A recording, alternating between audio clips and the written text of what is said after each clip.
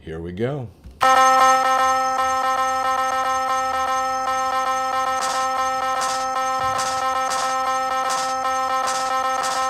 Live from a studio apartment, this is Misinformation. Well, in a recent survey, 76% of black Americans said they support nationwide voter ID. Yeah, according to the Democrats, the other 24% couldn't figure out how to use a computer. Yeah. They're still working on it, according to the Democrats. Those votes just, they need to be discounted. Survey doesn't count. Well, Zohran Mandami is being criticized for the deaths of several homeless people who froze to death after he ended New York's policy of clearing encampments. Yeah. Well, now we know where he's getting the produce for his free grocery stores. Yeah. Not such a good deal now, is it? Many New Yorkers none too happy about this. Well, in a rare oppression off, a tranny called a black ICE agent the N-word for deporting Mexicans. Yeah. Oddly enough, despite years of chanting Black Lives Matter, the only thing it took to turn the Democrats back into the KKK was for blacks to become independent. Yeah. They want them free, just not free thinking. Big difference. Big difference. Alrighty. Those are the jokes. We might do them again in a little bit if some people join. I should probably delay the jokes because people kind of mosey in.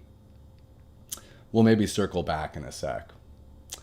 Okay, so today's news. As always, the view of my teleprompter as we go to Twitter.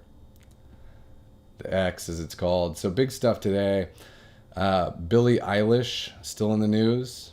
So, as everyone knows, she was at the Grammys proclaiming loudly, very loudly, that no one is illegal on stolen land. Yeah, basically saying that the country that she lives in is illegitimate. Well, lots of people are criticizing her because she owns a $14 million mansion in the Hollywood Hills. So, today, a spokesperson for the Tongva tribe, I guess this is like the Native Americans who had the land in LA long time ago, came out and said, as the first people of the greater Los Angeles basin, we do understand that her home is situated in our ancestral land. Eilish has not contacted our tribe directly regarding her property. So they've got the Tongva people now. I don't know if they're coming out and actually like asking for the property, but they're basically, they got a hold of a spokesperson who was talking about it. This is a tweet, and somebody was saying that the Tongva tribe has the opportunity to do the funniest thing imaginable, which would be to set up an encampment right on Eilish's front drive here. That would be pretty awesome. I thought that was a funny tweet. Drew Pavlou. This is the guy on Twitter who is, he started a GoFundMe. I think he's like a news reporter, maybe in Australia. So he started a GoFundMe to raise funds for like an airplane ticket so that he could fly out to Los Angeles. He says he's going to confront, well, he's not going to confront Billie Eilish, but he's going to go to her home. I guess he's planning to stand or camp out in the driveway. And he heard the news about the Tongva tribe today, making the statement about her. So he says he's got an update today. He says he's speaking directly to the Tongva tribe here. He says, I'm going to be in Los Angeles on February 14th. Could members of the Tongva tribe please accompany me when I head out to Billie Eilish's mansion? We can present a title deed at the door for handover. Which is pretty awesome. I gotta say, I really do want to see it. I just want to see the reaction.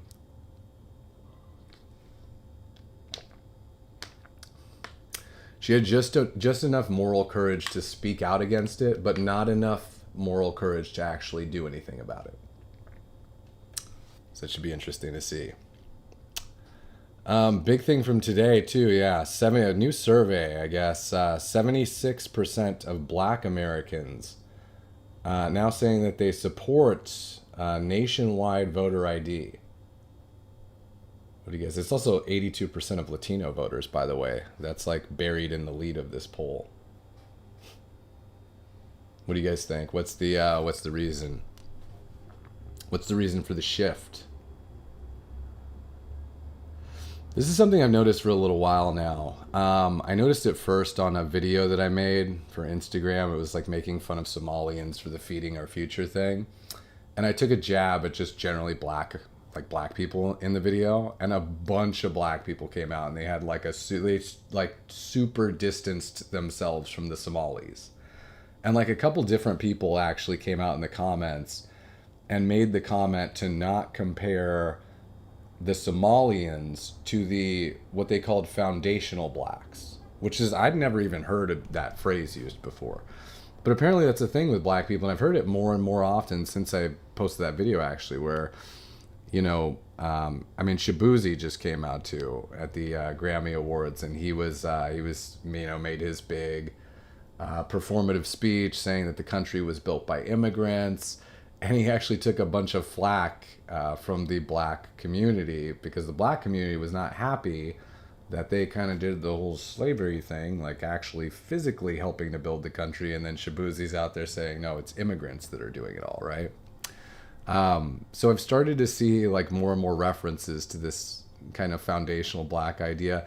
I think black Americans are just kind of over, you know, I think they realize kind of what happened with the whole Black Lives Matter movement and everything, right? It's one thing when you're kind of the pick of the litter and everyone's got their attention on you. Yeah, we're going to do this for you. We're going to give back. We're putting our attention on you. I think that once that kind of died down right after the election, and the Democrat Party sort of immediately moved on to other things, like the next victimhood group and then the next one and the next one, I think it just became very apparent to black Americans that they had in some ways been used during that whole movement, you know, and that maybe the Democrat Party didn't actually have their best interests in mind. This is Shaboozey's apology. He did a whole, I mean, the guy comes out at the Grammys, makes a big statement about immigrants, then he's forced to apologize here. You always know someone effed up when you get the giant text apology. Just the giant text on your phone, you don't even read. First and foremost, I want to express my deep gratitude to everyone who's supported, blah, blah, blah. To be clear, I know and believe that we, black people, have also built this country. I don't think they're going to be happy with that either, to be honest. Also? You get an also?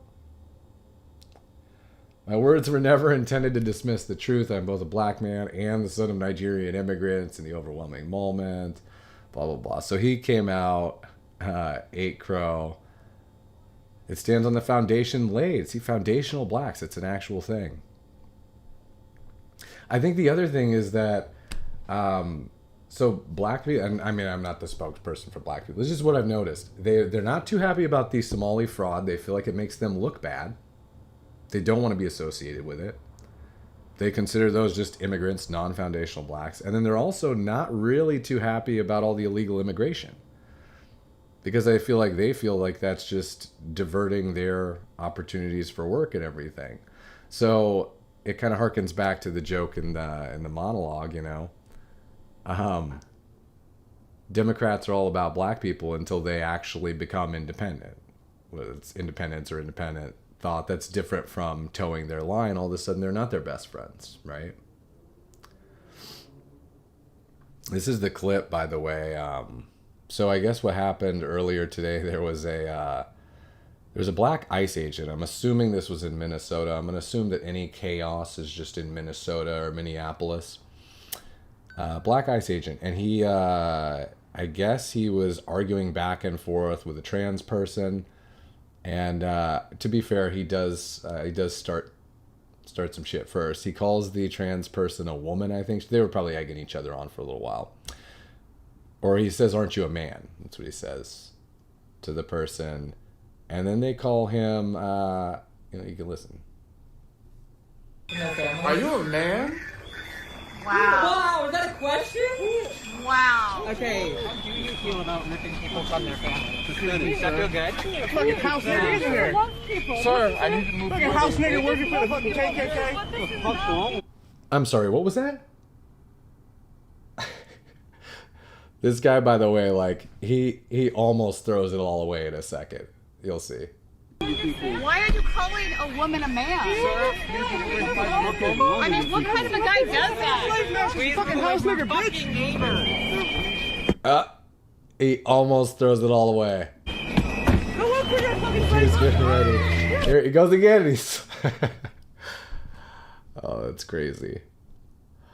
It is kind of crazy hearing how entitled they feel using that word, considering assumedly Democrats have spent the last several years talking about how white people aren't allowed to say the N-word. It's the Prophet Muhammad of black people, and then they're just throwing it around because the guy's on the other side, right? As long as you're the right kind of N-word, it's okay to say it, right? I feel like this was like an oppression off. It's like a victimhood off for a second. It's like the ICE agent was like, no, I'm black. And then the tranny threw down their Magic the Gathering card. They were like, no, I'm trans. I'm about to call you. And just threw down the trans card and then the N-word spell. Nothing the black ICE agent could do. Yeah, it's just a ridiculous clip. It is ridiculous how quickly they revert to racism when somebody disagrees with them. By the way, they'll do it with Mexican people too if Latinos suddenly swing Republican. If it were that same situation, it'd be the same exact thing. She'd be yelling at them, "Yo, wetback! Get out of here!" But yeah, there's a pretty big swing. That's kind of the theme of tonight's show. Is just you're seeing, black Americans unhappy with legal immigration, wanting voter ID. This poll showing that they now want voter ID. These are the same people that the Democrat Party claimed was the reason for having no voter ID, right? Black people weren't capable enough of getting to the DMV to obtain a photo ID. And so it was disparately affecting them, right? But no, they're actually coming out and saying, we want voter ID. Not happy with the Somalis, Shaboozey apologizing, so. But I don't think, to be honest, I don't think the Democrat Party really cares at this point. I think they've fully moved on to illegal immigrants as their main voting bloc going forward. That's like their main demographic right now, the Democrats. They're just hoping they can pull it off, grant them all asylum, and then get them to vote. What else we got going on here? This was some video out of. I always have a heading in my notes that just says ICE/Minnesota. This was the latest today. I guess there's ICE agents or people supportive of ICE agents driving around in circles in a roundabout to create a decoy for these people that are chasing ICE agents around and trying to impede their work so that they just have to follow the decoy around forever and ever. It's familiar to them. It's just like Democrat policies. Just going around and around in a circle, just eating your own shit. Thought that was funny. There's some reporting. I guess there was a New Orleans Police Department recruit who officials say is an illegal alien from Cameroon, active deportation order, no work authorization, and they granted him access to a firearm. I was going to say fire alarm. I'm going to get some racists in the comments with the beeps. I didn't mean that. They granted him access to a firearm. Okay. It's pretty crazy. We were told this wouldn't happen, right? I guess every once in a while they do slip through. At least we know they're not voting. At least we can be sure. Because if we can be sure that they're not. Well, I assume they're not voting. Some other big news today. This was the U.S. Plastic Surgeons Organization. This is actually huge news because it's a huge reversal It's like something that's so obvious, I can't believe that it didn't come out years ago, but we live in such an insane upside down world that it took to today. This is from Just the News is reporting U.S. Plastic Surgeons Organization recommends delaying gender affirming surgery until patient is 19. Wow. What a groundbreaking thought.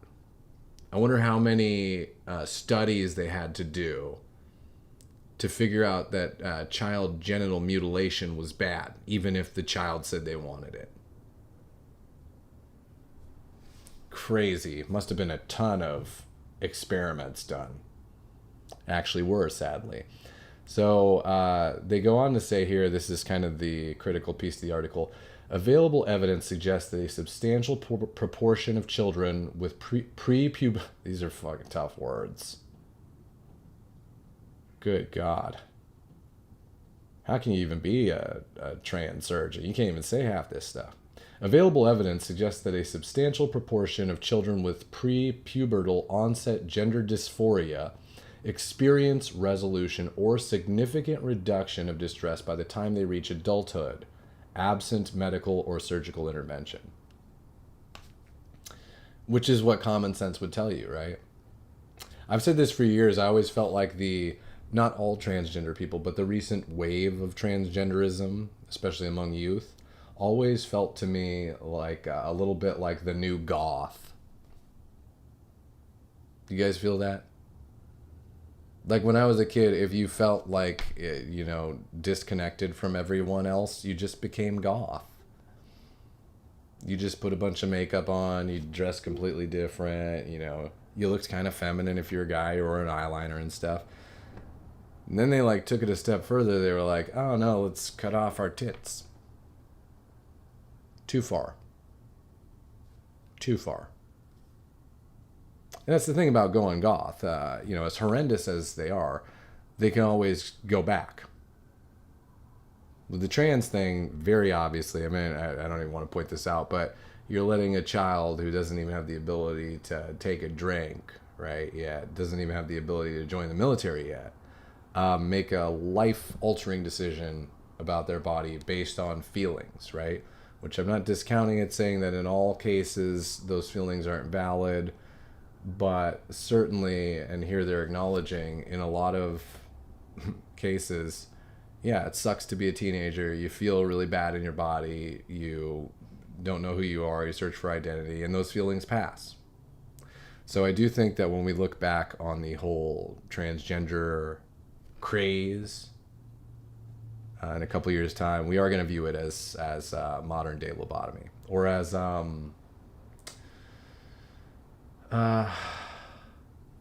don't know. We'll stick with that. I'm tired. I'll do some jokes again though.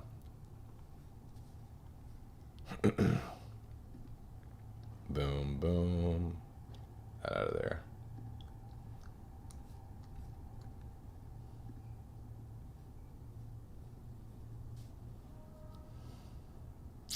Well, in a recent survey, 76% of Black Americans said they support nationwide voter ID. Yeah, according to the Democrats, the other 24% couldn't figure out how to use a computer. Yeah. They're still working on it.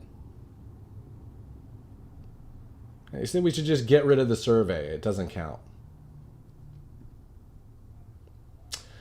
Zohran Mamdani is being criticized for the deaths of several homeless people who froze to death after he ended New York's policy of clearing encampments. Yeah. Well, now we know where he's getting the produce for his free grocery stores. Doesn't look like such a good deal now, does it? To be honest, not that different from the normal street fair you'd get in New York. Get out of there, picture. Well, in a rare oppression off, a tranny called a black ICE agent the N-word for deporting Mexicans. Yeah. Oddly enough, despite years of chanting Black Lives Matter, the only thing it took to turn the Democrats back into the KKK was for blacks to become independent. Yeah. They want them free, just not free thinking. A slight difference. All right. Do I have anything else? Let's pull up this stuff. Let's get here. Oh, this was some interesting stuff from today. We'll go into this a little bit. This is like creepy dystopian news. Science news. This was, I'm usually not freaked out by the AI stuff too much anymore.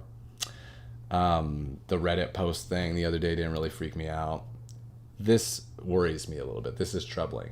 So I guess there's an app called Rent a Human where AI agents, follow along here, AI agents can rent humans to do work for them in real life. Here's the app. Robots need your body. Become rentable. So if you're a human, I'm assuming you're all humans. Half my viewers probably are bots though. But if you're a human, you can sign up for this app if you need some money.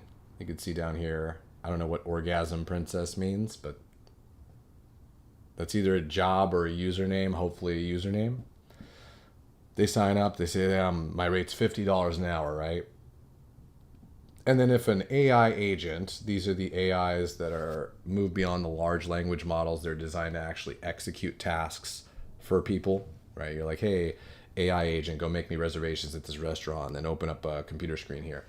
So I suppose what it is when an AI agent is given a task, and part of that task would involve really needing a physical body in the real world to complete the task. Like someone has to actually go somewhere because there's a problem or deliver something in order to complete the full task. Now the AI agents can rent a human to do it, which is both like weirdly an attractive idea to make some extra money. It sounds super easy, but also like might be the actual tipping point where we are now the pets of the AI. It just doesn't feel right for an AI to pay a human to do tasks. That seems like the reverse. So it's interesting. I didn't see that one coming, but I think we'll see more of this sort of stuff as we go forward here. It's a brave new world. Terrifying. There's some good news. Here's the good news. We'll end on that. This is a story about some Australian kid. 13-year-old Australian boy swims for 4 hours in cold and dangerous waters to save his mom and siblings who were swept into the ocean. Says that God is who got him to shore. Which, this is an actually insane story. I guess what happened is he and his family, they all went out on this kayak or a little boat or something. They were paddle or whatever they were doing. Went out in the ocean. I guess a bunch of winds like pushed them way out, and they could not get back to shore. And it was becoming a really dire situation. I think their boat took on some water. Maybe they were all on life preservers. So the mom had to make the decision to ask her kid. And it sounds like this kid is like a real legit swimmer. I mean, he's talking about doing breaststrokes and freestyle and this and that on his way back to the shore. So he must have some really solid swimming experience. But she asked him to try to swim back to shore to get help, knowing that he could die, right? And this is shark-infested waters. So anyways, here's the kid here. You just got to hear it. It's a cool story. Mum says, "Bo, give Austin your oar. Austin go get help." And I thought I knew it would be a long way because it was like 4 kilometers. But the kite kept on taking in water. But I was also thinking about like all my friends at school and friends at my Christian youth. And yeah, I just said, alright, not today. I have to keep on going. But I couldn't feel how tired I was. I don't know, I was more thinking of a lot of things that, you know, was happening in my life. I think at one point I was thinking of Thomas the Tank Engine. You know, trying to get the happiest things in my head. Trying to make it through. Like not the bad things that will distract me and bring me out further. And at this time, you know, the waves are massive, and I had no life jacket on. So anyway, I just keep swimming. I do breaststroke, I do freestyle, I do survival backstroke. At one point when I was doing breaststroke, I was looking, I can actually see underwater, which I couldn't do before. I just keep swimming, and then finally I just made it to shore, and I hit the bottom of the beach, and I just collapsed. And then after that, I had to sprint 2 kilometers to go get to the phone.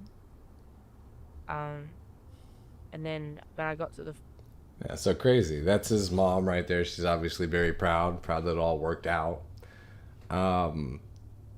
That's a crazy story. If you imagine swimming literally for 4 hours in that cold water. The one thing that I'd like to add that really struck me, just as a super smart thing to do, a way to live your life, a metaphor for how to live your life. He mentions earlier that when he's swimming and it's becoming so hard he can barely go on, he doesn't know how he's going to go on, he just starts thinking really good thoughts, really happy thoughts, right? I think he says he was thinking of Thomas the Train Engine or whatever that thing is, right? As he's facing possibly death, right? Swimming across an ocean trying to save his family. Right? What does he do? He prays to God. He says, not today. And he visualizes good things. Not negative things that are going to distract him. Good things, right? To take his mind off of what's going on. This is like genius level stuff, right? I don't even know how he had the wherewithal to think of doing that. But this is how I try to live my life. When something challenging is happening, when something stressful and something bad is happening, I try to visualize as much positive thoughts and positive outcome as I possibly can. And I've noticed that positive visualization in the moment while doing some activity can have a huge impact on the outcome. 10 p.m. Cool, thanks. It's sorry, letting me know it's my bedtime probably. But in any case, no matter what you're going through, you think you're gonna die, the struggle is real, it's icy cold, just think happy thoughts, okay? It'll propel you forward. So that's tonight's show. Hope you have a good rest of your evening. I think that's it for tonight. Yeah. And I'll see you guys tomorrow.